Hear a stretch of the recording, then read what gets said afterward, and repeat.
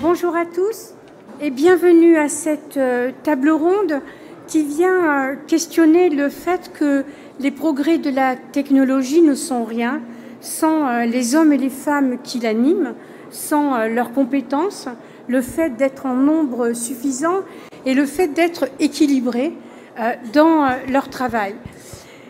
Un chiffre qui est interpellant, préoccupant peut-être, on nous dit que près de 80% des personnes qui travaillent dans le monde se disent désengagées ou moins bien engagées au travail. C'est un chiffre stupéfiant et c'est un chiffre dont on sait qu'il a progressé, notamment depuis le Covid, qui a été paradoxalement le summum en France et à l'étranger de l'engagement des professionnels de santé. Alors, ce que ce chiffre recoupe, c'est une situation à l'échelle internationale qui est connue, qui est celle de la modification des conditions de l'engagement au travail et de la relation au travail, et qui s'est traduite en France, notamment chez les professionnels de santé, par une désaffection depuis 2021 de postes au travail. Le directeur général de l'assistance publique hier nous disait ici à la table ronde que 12% des professionnels de santé de la PHP sur 100 000 avaient changé, étaient partis, et que cela avait été à l'origine de jusqu'à 20% de la fermeture, notamment des blocs opératoires ou de la réduction d'activité. Donc on voit que cette modification des composantes de la relation au travail, de l'engagement au travail, a des conséquences très importantes. Alors, à cette table ronde des sachants et des gens qui ont une expérience de management, je commence tout de suite par le docteur Maxime Chaillot. Maxime Chaillot, il est médecin et il est médecin à SPS. SPS, c'est une association très importante et j'en profite pour les féliciter pour leur constance et leur durabilité, si je puis dire, parce qu'ils existent depuis 2016-2017. Cette plateforme Soins aux professionnels de santé, elle les écoute, elle leur donne des conseils, et elle peut même faire des ateliers collaboratifs et puis de l'orientation, de la prévention. Ma première question, Maxime, elle est dans ce que vous entendez, puisque des centaines, des milliers de professionnels de santé vous téléphonent toute la journée. Est-ce qu'il y a une modification? Est-ce qu'on est moins stressé au travail ou est-ce que c'est pareil depuis 2021?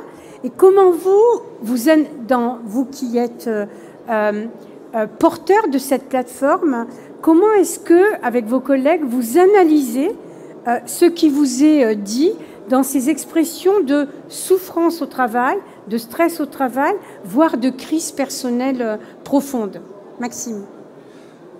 Bonjour à tous, merci Anne-Marie pour cette question. De mémoire, SPS a reçu depuis sa création en 2015 environ 40 000 appels de gravité différente, mais avec des appels. Je suis presque ému de le dire. Des appels qui ont sauvé des vies. Pour faire le parallèle avec votre question, Anne-Marie, ce qui se passe depuis le Covid chez les soignants, mais aussi dans la population générale, c'est un sentiment de solitude. Je pense que c'est le critère numéro 1 dans les auto-questionnaires qui sont faits en termes de risques psychosociaux et les rapports QVCT. Chez les médecins que j'ai étudiés en 2023, le sentiment de solitude était présent à plus de 80%, alors même que les personnes travaillaient en équipe. Dans les travaux qualitatifs, on pouvait montrer qu'un chirurgien, avec des blocs opératoires qui va enchaîner, voyait bien un collègue à la cafette qu'il n'allait pas bien, en train de se manger les doigts, probablement au bord du gouffre, mais ne pas s'autoriser à entrer en contact avec lui. Pourquoi? Ça lui prendrait trop de temps. Pourtant, ces deux personnes, ce sont des pairs, ils ont grandi ensemble, ils ont appris la médecine ensemble. Mais c'est ça qu'on a perdu, on va dire, depuis au moins une dizaine d'années. C'est cette main qu'on pouvait tendre à notre semblable, y compris chez les infirmiers et infirmières, y compris chez des professions ou interprofessions. Tout ça, c'est à cause d'une dégradation des conditions de travail qui fait sacrifier tout ce côté humain. Le côté humain entre les professionnels, donc interprofessionnels, mais aussi entre le professionnel et son patient. Donc tous les mini-moments de gratitude, merci docteur pour ce que vous avez fait, tous les mini-moments, parfois formels, parfois informels, de café entre collègues, nombre de services présentent une tisanerie. Je pense que certains reconnaîtront, cette tisanerie est devenue, pendant le Covid, une deuxième infirmerie, où les téléphones sonnent sans arrêt. Donc, les interruptions de tâches non-stop. Toutes ces dégradations de travail entraînent une perte de sens. Pourquoi? À mes yeux, parce qu'on s'éloigne de la vocation du petit enfant, de l'ado, de l'adulte, qui choisit de faire médecine pour aider son prochain.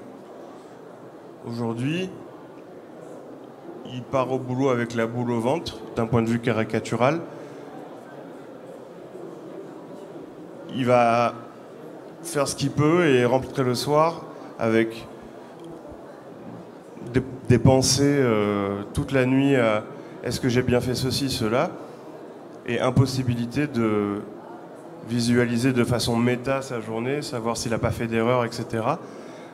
Il y a aussi la problématique des erreurs. Quand on fait une erreur, on est terriblement seul parce que tous les processus qui sont mis en place d'un point de vue uniquement protocolaire et pas assez humain. Bien sûr, il y a une cellule psychologique, mais elle n'est pas assez... la granularité de ce processus n'est pas assez orientée sur le médecin humain qui est susceptible de faire l'erreur. Et donc ça fait une perte de sens et on ne va plus à l'hôpital comme une famille et donc je vais changer d'endroit pour espérer trouver mieux, peut-être mieux rémunéré, mais surtout peut-être plus comme je rêvais de travailler. Voilà, à mes yeux c'est ça. Merci Maxime. On va tout de suite donner la parole au docteur Rachel Baucher. Rachel Baucher, elle est à cette table ronde à plusieurs titres. Mais le premier, c'est parce qu'elle est psychiatre. Le deuxième, c'est parce qu'elle est chef d'un immense service de psychiatrie au CHU de Nantes et qu'elle est elle-même manager confrontée à la difficulté de l'engagement au travail de ses propres équipes. Et puis, elle a une troisième raison, c'est qu'elle est présidente d'un très gros syndicat national qui est un intersyndicat de tous les praticiens hospitaliers d'hôpital public en France. Rachel, donc, quand tu entends Maxime, et nous avons eu l'occasion d'en parler, parce que c'est un sujet qui te préoccupe depuis longtemps, comment est-ce que tu vois, toi, cette question de l'évolution de l'engagement au travail? Est-ce que tu partages les propos de Maxime sur une crise du sens? Et surtout, est-ce que c'est réparable? Est-ce que c'est réparable? C'est ça. Disons, alors là, je ne peux que dire oui. Je ne peux que dire oui, sinon je ne serai pas à la tête de tout ce que je suis. D'abord, merci à vous d'être là. Moi, je voudrais revenir sur une chose simple. Il n'y a pas de santé globale sans santé mentale. Un état de bonne santé, c'est un état de bonne santé mentale et physique. Deuxième chose, disons, du coup, comme je voulais dire beaucoup de choses, du coup, alors, il n'y a pas de santé globale sans santé mentale. Et cette santé mentale, on l'a un peu mis de côté pendant la période de la pandémie. C'est là où on a vu que souvent le travail rimait avec souffrance. Et la deuxième chose que je voulais dire, c'est que la santé mentale des salariés, notamment des professionnels de santé, mais pas seulement, est un enjeu de santé publique. C'est un enjeu de santé publique. Donc, je voudrais faire juste une définition. C'est quoi la santé mentale? Si je vous pose la question. La santé mentale, c'est le socle de notre bien-être individuel, émotionnel et physique, et le reflet du fonctionnement collectif. Pourquoi je dis ça? Parce que nous fonctionnons en fonction de facteurs individuels, des facteurs de personnalité, mais également, nous sommes sensibles à l'environnement. Or, aujourd'hui, l'environnement n'est pas le même que celui que j'ai pu connaître, par exemple, quand j'étais adolescente, c'est-à-dire, on a un environnement, je parle de la pandémie, mais il y a les guerres, les attentats, les difficultés économiques, et tous ces événements ont un retentissement sur notre santé mentale. Et ce que je veux dire, c'est que le stress arrive quand il y a c'est un trouble de l'adaptation à l'environnement. Il y a stress quand il y a trouble de l'adaptation. Et donc, c'est pour ça qu'il y a eu autant de gens, une augmentation, vous savez, de 25 à 30% des états anxieux et dépressifs pendant le Covid, pendant ce moment où l'environnement était aussi difficile. Et je dirais, même si c'est mon amie Anne-Marie Armanteras qui était à l'origine, au moment du Covid, importante, on a protégé les gens au niveau physique, mais au niveau mental, on les a laissés, ce que disait Maxime, isolés, sans pouvoir faire ni se confronter à leur pairs, ni faire de l'exercice physique. Or, ces deux éléments majeurs, l'isolement et la sédentarité, sont très mauvais au niveau de la santé mentale. Donc, un petit détour par l'Amérique du Nord, l'Europe du Nord, avec le concept well-being. Well-being, c'est bien important. Le well-being, les entreprises faisaient de ce concept de well-being une stratégie humaine et économique.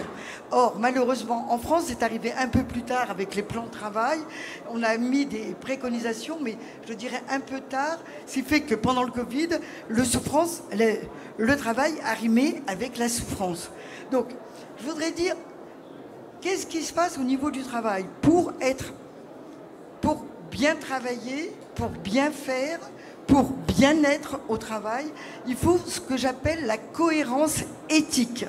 La cohérence éthique, c'est être justement en parallèle, bien être, bien faire, avec ses valeurs au travail. Et on voit bien que les gens se sentent maltraités quand on n'a pas ce bien-être, bien faire et cohérence éthique. Et ça entraîne épuisement professionnel, burn-out, burn-out, toutes les différentes situations d'épuisement, de situations de stress, qui finalement vont engendrer un cercle vicieux. Tu as donné le chiffre de 80%, j'en donne un autre. L'OIT et l'OMS, l'OIT, tout le monde sait ce que c'est, l'Organisation internationale du travail, l'OMS, l'Organisation mondiale de la santé, a dit, depuis le Covid à peu près, c'est un chiffre énorme, mais c'est vrai, 12 milliards de journées d'arrêt de travail pour état anxieux, dépressif, troubles mentaux, et qui correspond à 1000 milliards de dollars. C'est des chiffres énormes qui fait qu'il est important de s'occuper de la santé mentale des salariés et de tous les professionnels, parce que c'est non seulement un intérêt humain en termes d'épanouissement, mais c'est un intérêt aussi socio-économique. Alors, les situations de stress, il y en a beaucoup. Alors, il y a effectivement la situation de burn-out, situation stressante sur charge de travail, mais les situations de burn-out, c'est-à-dire des situations d'ennui, de monotonie liées à la répétition des tâches, ou la situation plus grave de brown-out, je le dis mal, j'ai un accent anglais épouvantable, c'est la démotivation qui entraîne le désengagement parce que le sujet ne se retrouve pas dans ses valeurs. Il ne retrouve pas le sens qui fait que, quand on va travailler, c'est qu'on a envie de réaliser un certain idéal, qu'on a une certaine utilité. Mais il y a d'autres raisons. Il y a comme raison, par exemple, aussi les difficultés de frontière entre la vie privée et la vie professionnelle qui sont très mauvais, ou l'absence de cohérence, l'absence d'appartenance à une équipe. C'est-à-dire ce sentiment d'appartenir à une équipe, c'est un sentiment aussi important parce qu'on a une fierté de la culture d'entreprise. Et ce qui permet dans ce sentiment de fierté, c'est aussi d'avoir des relations de qualité les uns avec les autres. Et dans cette relation de qualité les uns avec les autres, on a ce que j'appelle la reconnaissance. Et la reconnaissance est indispensable dans le cadre de ce sentiment de bien-être au travail. Alors je ne sais pas combien j'ai de temps encore pour avancer. Si je continue à avancer, je veux dire attention, on est tous vulnérables. C'est ce que le Covid nous a appris. C'est-à-dire qu'il n'y a pas de profil de vulnérabilité. Tout le monde, ici, tout le monde peut faire une situation de burn-out. Et alors, il y a des gens qui se sentent bien quand il y a du stress, ça les stimule, et puis il y en a qui, au contraire, se sentent complètement HS quand on est en situation de burn-out. Donc, ce qui est important, c'est pouvoir de repérer ces éléments-là. Donc, juste Rachel, voilà, je vais donner la parole, mais juste, je voudrais dire deux choses avant. Un, ce qu'il faut, c'est verbaliser ses émotions. On est des éponges à émotions. C'est-à-dire que c'est important de verbaliser les émotions positives ou négatives. Or, ce que disait un peu Maxime, il faut surtout, quand on a des idées noires, ne pas s'isoler, de pouvoir ressentir, ce n'est pas grave, de la déception, du découragement, ne pas avoir honte et de se sentir coupable parce qu'on ne va pas bien. Ça peut arriver à tout le monde. C'est pour ça que je dis, tout le monde est vulnérable, il n'y a pas de profil direct. Et il faut en parler suffisamment tôt pour éviter que ce trouble psychique devienne une maladie mentale avérée. Dernière chose, et je laisse la parole à Sophie, il est important de dire que l'activité physique, c'est aussi quelque chose de très important. C'est un facteur protecteur de notre santé mentale. Je ne parle pas du sport, je parle de l'activité physique. Et au niveau de nos emplois, de nos entreprises, sachons aussi éviter la position sédentaire. On est des êtres en mouvement et continuons à être en mouvement. Merci Rachel. On a déjà appris des choses. Hein. On est parti de la question de la solitude et de la désadaptation, comme tu le dis Rachel, au stress, à l'angoisse des situations extérieures, exogènes, et qui va de pair après avec le propre équilibre, déséquilibre, bien sûr, de l'individu. Tu as prononcé des mots très importants. On comprend que l'équipe, elle est protectrice. On comprend, et Maxime est très engagé dans ce combat, qui est de libérer la parole, d'oser dire « je ne vais pas très bien » et de formaliser, parce que parfois les mots vont venir illustrer des émotions qui pourront être traduites par un professionnel. Hein, et c'est ce que Maxime explique. Moi, je lis parfois ce qu'il écrit et je trouve ça très illustratif et en même temps très positif. Triste, mais très positif. Alors, on a compris ça, on va continuer, parce que toujours dans cette histoire de sens du travail, de valeur au travail, Nadine Crinier, vous êtes directrice régionale de France Travail.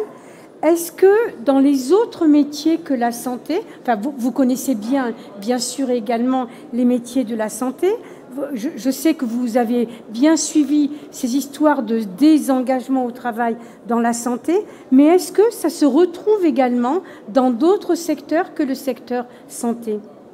Alors oui, bonjour à tous. Peut-être quelques points par rapport à l'isolement, la solitude dont vous parliez. Imaginez quand on est jeune face à son orientation professionnelle, imaginez quand on est en reconversion. Après une période en entreprise ou bien demandeur d'emploi, on a aussi ce sentiment de solitude et le sujet c'est de rompre l'isolement par rapport à la construction professionnelle qui est un point d'équilibre assez fréquent, en tout cas pour ceux que nous rencontrons à France Travail ou dans les missions locales ou à l'APEC, et c'est la demande qui nous est posée. Donc à partir de là, effectivement, vous l'avez dit, tous les secteurs aujourd'hui rencontrent des difficultés de recrutement. Il y en a, j'en connais pas qui soient épargnés. Et moi, je ressens pas du désengagement. Je ressens de l'engagement, mais qui se matérialise dans des formes qu'on n'avait pas l'habitude. Par exemple, tout à l'heure, je discutais avec un employeur de la Fondation Rothschild qui me disait « Je propose pourtant des CDI, mais je ne trouve pas. » Ben oui, la valeur CDI, qui prônait pour ma génération et peut-être les vôtres, n'est pas aujourd'hui un repère d'attractivité. Les personnes, pour autant, aspirent à rendre des services dans l'entreprise, à être considérées, abordent aussi plus fréquemment le sujet de l'organisation du travail, de la planification. Et je sais que dans vos métiers, c'est un gros sujet. Et aussi abordent le sujet du sens au travail et du retour, au fond, des feedbacks qu'on peut leur faire, tant par les usagers qu'ils servent, mais aussi leur hiérarchie. Donc il faut peut-être aussi arrêter de rechercher une personne modèle qui n'existe pas et faire travailler ensemble des générations qui ont des aspirations différentes, qui aussi, et dans les métiers de la santé, moi quand j'ai commencé à travailler, on se formait comme infirmière et 98% des personnes allaient comme infirmière dans les milieux hospitaliers. Aujourd'hui, c'est à peine 1 sur 2 et pourtant la formation dure 3 ans. Une infirmière sur 2 qui se forme à ce métier, adulte, exerce comme infirmière à la sortie. Donc c'est un phénomène qu'il faut essayer de comprendre. Ça veut dire comment l'entreprise est plus présente dans le phénomène de recrutement du formé. Moi, je pense que là, il y a un sujet. Et puis aussi comment l'entreprise est plus présente tout au long du parcours de formation pour capter, fidéliser, pour qu'il y ait effectivement ce lien immédiat d'un investissement qui est incroyable, 3 ans. Financier, investissement de la personne dans l'acquisition des connaissances. Et pour autant, le parcours n'est plus aussi en ligne droite que précédemment. Donc moi, je pense qu'il y a le management aussi qui doit se renouveler, des générations, des attentes différentes. Il n'y en a pas une qui est bien ou moins bien. Mais comment on concilie des aspirations? Bah oui, moi je veux travailler 2 ans et partir faire un tour du monde. Eh ben, c'est pas mauvais pour l'entreprise. Puis il y a celui qui a 57 ans, qui sait qu'il va travailler plus longtemps et qui peut être aussi bien pour rentrer dans l'entreprise parce que lui, il créera un peu d'ancrage dans la durée pour les 10 années qu'il a encore à exercer. Il aura un rôle dans l'équipe, faire équipe, différent. Donc voilà, du management, de l'investissement, du cursus de formation jusqu'à l'emploi, et puis accepter cette différence pour en faire une valeur nouvelle dans l'entreprise. Et j'ai vu plein d'innovations aussi qui mettent en concurrence les secteurs du monde hospitalier classique et puis du monde du prendre soin à domicile ou dans les EHPAD, avec des formes de travail aussi différentes qui intéressent aussi les jeunes en recherche d'emploi et qualifiés. Merci Nadine. Sophie Beaupère, Sophie, elle est directeur d'hôpital elle-même. Elle est déléguée générale de Unicancer. Unicancer, ce sont plus d'une vingtaine de centres de lutte contre le cancer en France qui œuvrent de la recherche aux soins, aux consultations, au dépistage, et c'est 25 000 salariés. Pour le coup, si on franchit un cran un tout petit peu au-dessus, on sait que Unicancer a eu une démarche prospective tout l'an dernier, en partant de questions très ouvertes, justement. Et est-ce que vous avez abordé de nouvelles modalités de management? Est-ce qu'aujourd'hui, dans les centres de lutte contre le cancer, on manage différemment? Est-ce qu'on retrouve ces termes que vous avez un peu évoqués? Rachel a évoqué l'équipe, le collectif, Nadine en a parlé aussi, le fait de faire du feedback permanent pour revenir sur les événements indésirables. Est-ce que cette démarche prospective, elle a amené de nouvelles modalités de management qui sont mises en œuvre aujourd'hui? Oui, tout à fait. C'est vrai que nous sommes une branche professionnelle, en fait, également, de 25 000 salariés. Donc, on signe des accords au niveau national avec les partenaires sociaux. Et on a une tradition, je dirais, d'avoir des démarches prospectives. Et il y a quelques années, on se focalisait sur l'évolution des prises en charge. Mais là, évidemment, on a élargi notre démarche prospective en se disant, oui, il y a les évolutions scientifiques et techniques que l'on connaît, avec notamment une accélération forte, d'ailleurs, de ces évolutions. Mais il faut aussi bien sûr s'interroger, ça rejoint tout ce qui a été dit par les différents intervenants sur l'attractivité, comment des structures comme les nôtres peuvent rester attractives dans les 10 ans qui viennent pour les professionnels, comment aussi faire évoluer le management. Et évidemment, les centres, ils sont touchés de la même façon que les autres secteurs de la santé, mais aussi plus largement l'ensemble des entreprises, par ces questions-là. Comment on arrive à fidéliser, comment on peut donner du sens, ce qui a été évoqué. Et on a donc eu une démarche assez classique d'enquête auprès des professionnels, en leur demandant pourquoi ils venaient dans les centres de lutte contre le cancer et ce qui les ferait rester, évidemment. Et ce qui ressort, c'était justement, ça fait écho à ce que vous dites, la première chose qui les fait venir et rester, c'est le collectif. C'est le travail en collectif, en équipe, et évidemment avec un sens qui est au service du patient, et de pouvoir proposer une prise en charge et des innovations qui vont être rapidement au service des patients. C'est ça qui motive les professionnels dans les centres de lutte contre le cancer. Et c'est vrai que comme c'est des structures qui sont pilotées, enfin copilotées d'ailleurs par un DG qui est médecin, chercheur, avec un directeur d'hôpital en binôme, qui sont encore à taille humaine. Le plus gros centre, Gustave Roussy, c'est un peu moins de 4000 salariés, c'est entre 800 et 4000 salariés. Qu'il y a quand même une autonomie importante des services, centrée, comme tu l'as évoqué Anne-Marie, sur la qualité. Ça donne du sens aux professionnels. Pour autant, ce n'est pas si facile que ça de pouvoir continuer à fidéliser. Il y a une concurrence entre les différents secteurs. Il y a des questions de rémunération également qui jouent très clairement. Et il y a une plus grande volatilité en fait, de l'engagement des salariés. Et c'est pour ça qu'il y a, je pense, une responsabilité importante en tant qu'employeur à avoir pour toucher tous les champs qui ont été évoqués. Les conditions de travail, la santé, le personnel de santé, c'est vrai qu'on travaille beaucoup avec SPS d'ailleurs sur ces sujets-là, de pouvoir proposer des dispositifs d'écoute des professionnels, ça c'est très important, je dirais c'est la base. Ensuite, proposer des conditions de travail qui permettent un équilibre vie professionnelle, vie privée, puisqu'on sait que c'est une préoccupation, et c'est tant mieux, de tous les salariés, hommes et femmes aujourd'hui, et c'est comment on peut arriver à proposer ça.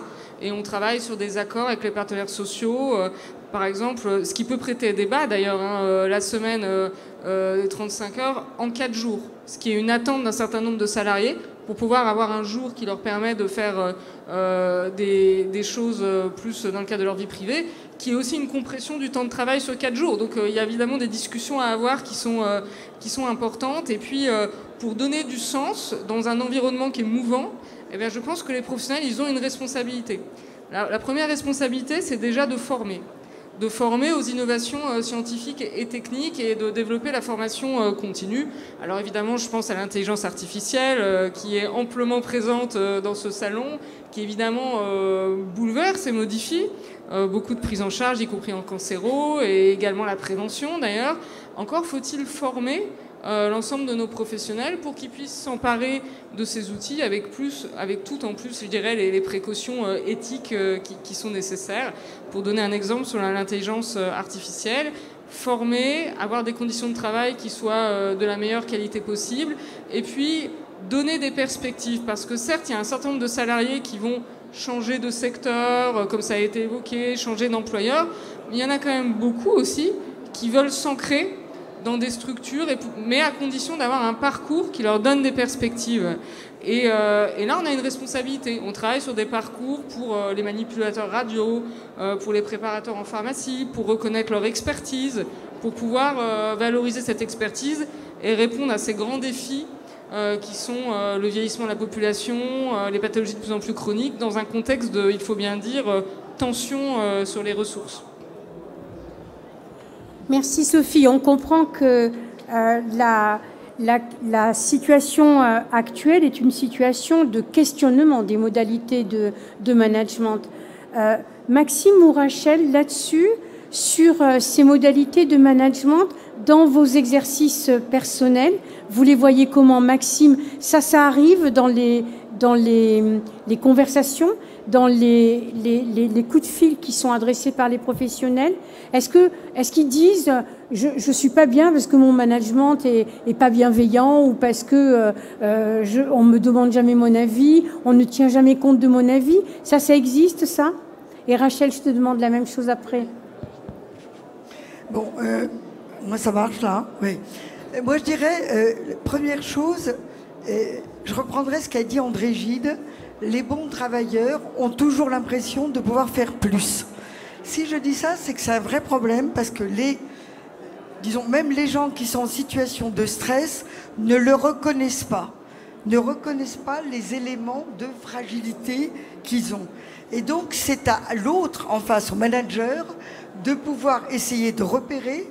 Donc là, on n'a pas le temps. Je vous aurais donné les 10 principaux, voilà, les éléments.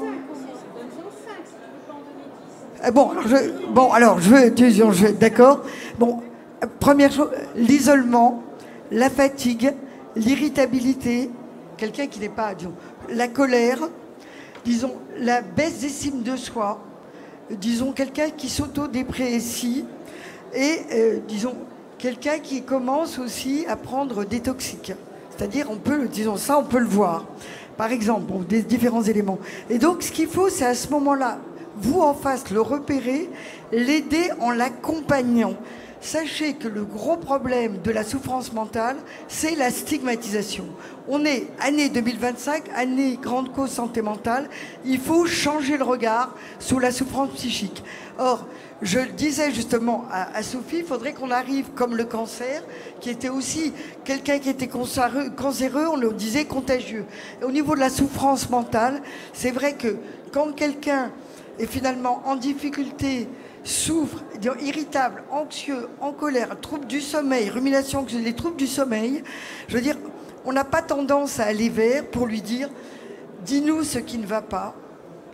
Comment on peut t'aider? Et surtout, alors, repérer et accompagner l'individu, disons, pour l'amener vers quelqu'un qui l'aidera, alors ou les pairs ou un professionnel, pour essayer de l'aider à comprendre ce qui se passe et pour anticiper une dégradation plus importante. Donc, c'est important de se trouver dans cette logique-là d'accompagnement, d'anticipation, de changement de regard pour permettre d'anticiper la chute, la souffrance psychique avérée. Et donc voilà, non, mais c'est important, mais changeons le regard sur la maladie mentale, sur la souffrance. Alors,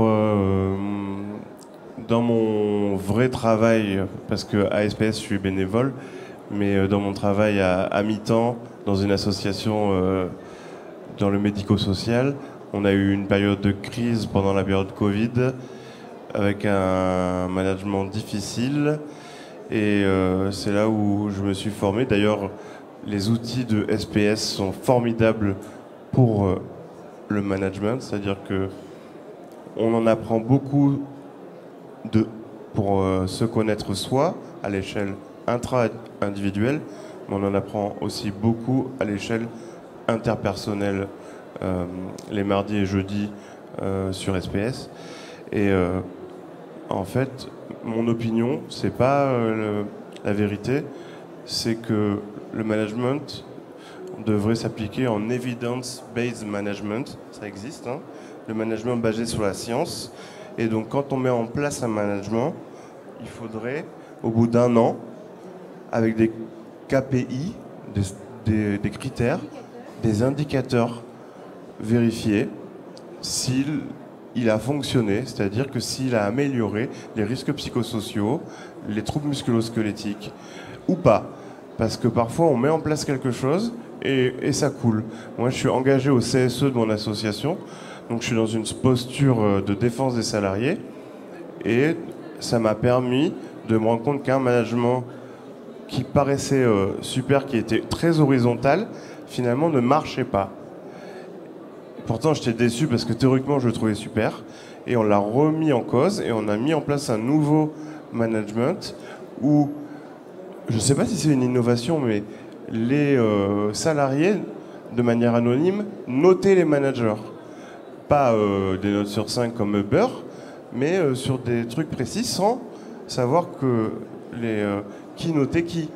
Et ça permet aux managers d'être humains, en fait. Et les managers notent les salariés. Pareil, c'est pas vraiment des notes avec des chiffres, mais simplement sur les points améliorés, voilà. Merci Maxime. Nadine, on va revenir sur l'attractivité. Pour vous qui avez cette vision globale sur tout le travail et tous les secteurs du travail, c'est quoi les clés de l'attractivité au travail ? Alors les clés de l'attractivité, déjà, c'est l'information et l'accès de tous à l'information sur vos métiers. Mais pas que le métier dans ses actes techniques, hein, je crois que vous en parliez assez précisément. Il faut aussi s'attacher désormais à décrire l'environnement de travail, les perspectives, les relations au travail, comment elles sont organisées, qui sont des éléments pour les nouvelles générations aussi forts que le descriptif du métier pour se positionner. Donc ça, c'est pas toujours encore ancré dans les pratiques RH, même si on constate des difficultés à recruter, on peut avoir tendance à faire un peu comme avant, et donc il y a cette nécessité. L'autre point, c'est connaissance plus fine des métiers. En Ile-de-France, il y a 60 000 offres d'emploi l'année dernière dans les métiers de la santé et du prendre soin au sens large. Ça, c'est offre des entreprises. Et puis, un peu plus de 40 000 personnes qui sont passées à France Travail et qui ont repris un emploi parce que ce sont des métiers en tension. Et on voit bien que l'immersion en entreprise peut être un élément aussi assez déterminant pour bien se représenter vos métiers, qui ont des conditions d'exercice différents. Et il y a eu très longtemps, moi je me souviens de discussions avec la PHP il y a 2-3 ans, où on avait du mal à rentrer pour montrer les métiers. Et donc l'année dernière, il y a eu de grandes évolutions en la matière. On a fait un peu plus de 1000 immersions. Et donc là aussi, c'est vous encourager à les pratiquer pour pouvoir permettre aux personnes de s'imaginer dans votre domaine d'activité, mais dans ces conditions d'exercice assez fines. Et puis la formation, alors on a revu avec la région Île-de-France l'ensemble des contenus de formation pour intégrer les nouvelles technologies dont vous parliez, parce qu'il faut former des gens qui sont aptes à tenir les postes dans les conditions d'aujourd'hui. Et qui sont acculturés et qui, pour le coup, dominent la technique pour pouvoir exercer leurs compétences. Un dernier mot, Sophie ?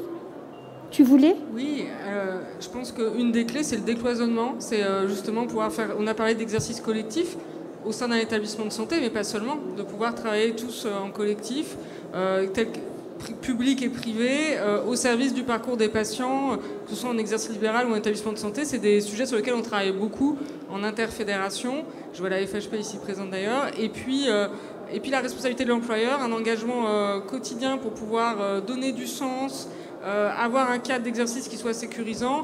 Et je voulais encourager d'ailleurs tous les employeurs à mettre en place la formation premier secours en santé mentale. On l'a déployé par exemple dans les centres de lutte contre le cancer. C'est la base en termes de connaissances, mais c'est très utile. Très bien. Merci. On va juste conclure en disant qu'il y a un lien très fort entre qualité de vie au travail et qualité des soins, et que c'est ça qu'il faut travailler. Merci beaucoup.